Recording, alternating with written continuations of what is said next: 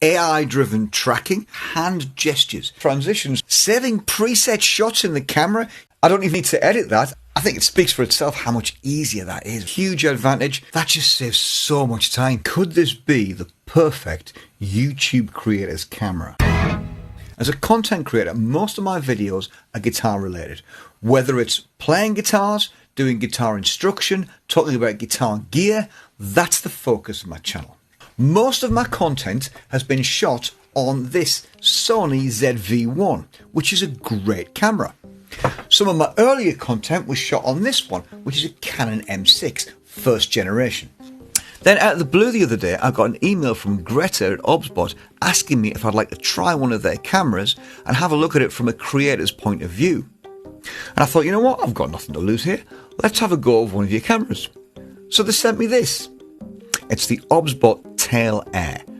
I'm actually shooting on it right now, and I'm going to do most of the rest of the video on this camera too, so that you get a proper feel for what it actually looks like. So it came in this very nice box, and in the nice box there was a very nice little travel case. It's pretty good. Quick start instructions, a really good quality USB lead, and some little adapters to go with it, and of course the remote control. Then there's my first impressions of the camera itself. It does look a little bit odd and nothing like the DSLR experience that I'm used to, so my skepticism started to grow at that point. From my point of view, the worst thing that could possibly happen was I'd not like the camera, think it was a bit rubbish, send it back and not do the video.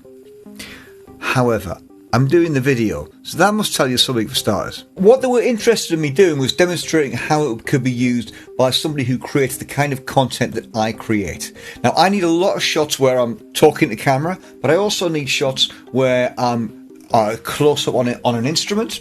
There's a guitar. I might want a shot where I've just got the guitar.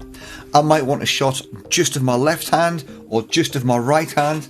And I need a camera that can do that. Now, normally I'd have a multi-camera setup, and then I'd cut between them in edit, and you'd shrink things down and you move things around. But the advantage of this one is that with one camera in one position, you can reframe all of those shots and potentially save yourself an awful lot of time. I thought there was a lot of value in that, which made me interested in actually doing this video in the first place. So what I want from a camera is I want something that's going to be easy to use.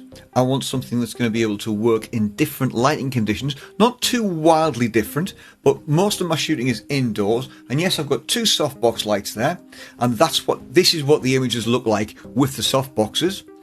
Earlier on in this video, it was daytime, and I had light coming in through that window there, and that softbox was off, and I just had that one on. So it needs to be able to cope with that and not look too jarringly different.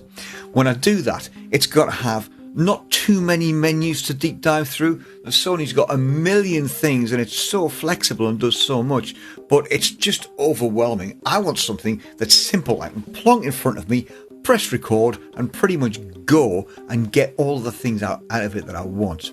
And what I really don't want to do is to go on a deep dive learning curve with a camera, and then when I'm shooting, I don't want to have to think about the camera. I want to think about the content and the thing that I'm shooting. I probably should read out all of the technical specifications, but that would make an incredibly tedious video. So what I'll do is I'll put them up on the screen. If you want to see the details, then pause it. But in the meantime, while we're on that, I'll read out the basics. 1/1.8 CMOS sensor, autofocus and manual focus, focal length of 23mm, a 6-axis gyroscope, 4K or 1020 resolution, 4x digital zoom, 2-axis gimbal. It's got 2 internal microphones, or you can do what I do and use a TRS to connect an external microphone. It has onboard Wi-Fi, so you can connect it through your network to your computer. It's Bluetooth, it operates USB 2.0. It's got its own battery as well, which takes up to 90 minutes to charge and lasts for 145 minutes. You can use an SD card, or you can record directly to your PC. And it's got a little indicator light on the front that tells you what it's doing. Right, let's talk about how I need to use this. First of all, I need a shot like this, where I'm in the shot, my guitar's in the shot, and it's a nice wide talking to camera shot. That's the first thing I need.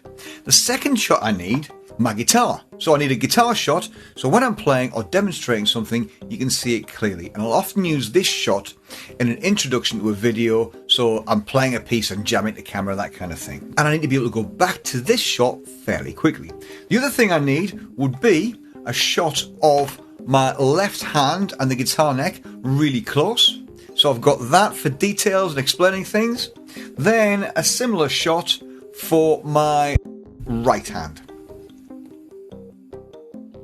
and obviously back to where I started. So you can see I can program all of those shots into my little remote control here, or I can use an app on my phone to do those things, or I can use the desktop app on my computer that lets me get to all my presets and do all the detailed moving around, or I can use the little joystick on the remote control here. Either one works well.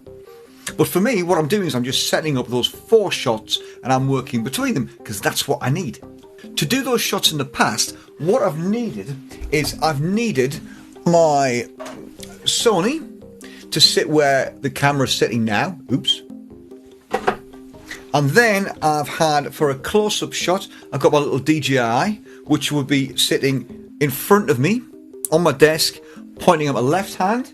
Then I've got that camera, which is an Insta camera that I would use to get my right hand. And then for the whole guitar shot, I'd have to have another camera on my phone, or maybe it's just this one sitting a bit further away. The only other way to do it with less cameras would be to use one camera, then reframe the shot every time and move the camera and repeat the action so that you're doing the same thing 4 times and shooting it 4 times and then trying to put it together. But then that creates a lot of difficulty with your audio if you've got a track that runs all the way through.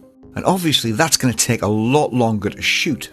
The other advantage of the Obsbot is that you can move between shots with just the press of a button, and it does your transitions for you almost. How cool is that?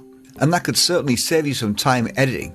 And setting up your presets really couldn't be any easier. You can use either the joystick on the remote or the virtual joystick on the app to set up your shots and zoom into where you want and point it where you want.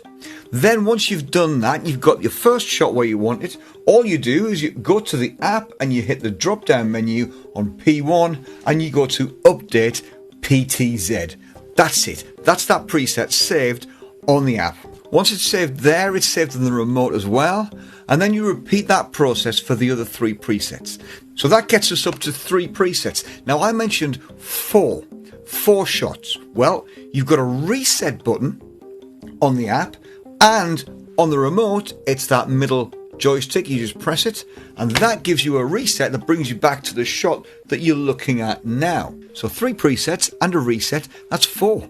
And maths is easy as well, isn't it? And that works just as well if you're recording like I am, or if you're streaming live. If you make content already, you're probably already aware of this, but once you've got all your videos, you then need to stack them into your editor, and it's going to look like this. Then you need to color grade all of your clips so they'll look the same. You need to align them. You then need to resize them to make sure you've got the edits and the cuts and the actual shots that you need, because pointing a camera roughly at it's not going to quite get you there. Then you need to cut out all the fumbles and bumbles that you've done and swear words and that kind of thing. And that's just the beginning. The arduous bit that takes forever is cutting out the bits that you don't need so that you've got the shots that you want when you want them. And oh man. But with the Obsbot, I've got 1 lane of audio, 1 lane of video, and all of my shots are already framed in that single lane. So there's a close-up. There's a different close-up, there's a talking to the camera one, and my transitions from each shot, look how smooth they are. I don't even need to, watch, to re-explain something. I don't even need to edit that, I can leave that as it is. So all I need to cut out is my fumbles, my bumbles, and my swear words. So editing becomes 1 lane, no colour grading. I think it speaks for itself how much easier that is, really, isn't it? If you want to see a whole video done using the features of this camera that I'm talking about, then I'll put a link at the end and in the description to a video that I've not long ago done that uses just this camera to do exactly what I've described. Other things it does include AI-driven tracking, which is some of the best tracking on the market. There's loads of videos that show that aspect of it, and it's really, really impressive. Another thing you can do is control it with hand gestures. So if you haven't got your handy remote control, or you haven't got your computer mouse nearby so you can control it from the app, or you haven't got your phone, then,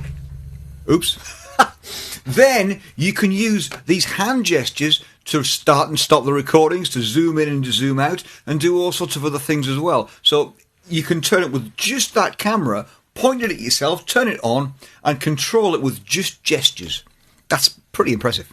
What are your conclusions? Do you think this thing would improve your workflow?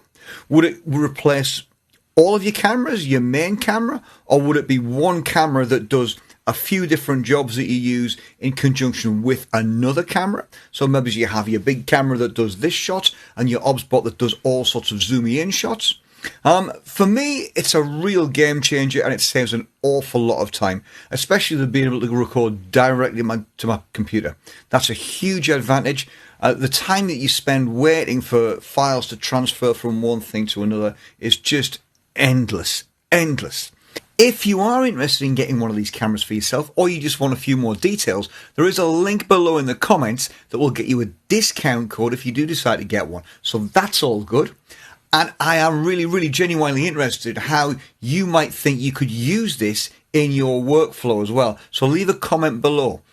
And obviously, like and subscribe. You know the deal. And I'll see you in the next video. Cheers.